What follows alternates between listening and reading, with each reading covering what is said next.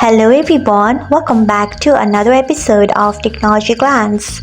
Today in this video, I'm going to guide you through how you can disable suggested account notification on TikTok Lite. So let's get started. Firstly, open TikTok Lite app in your device. Then tap on your profile icon if you haven't. Next, tap on three dots icon. After that, tap on settings and privacy.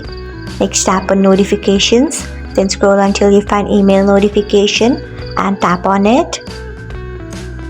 Now you can see the option of suggested account. Turn off it by tapping on it. So this is how you can disable suggested account notification on TikTok Lite.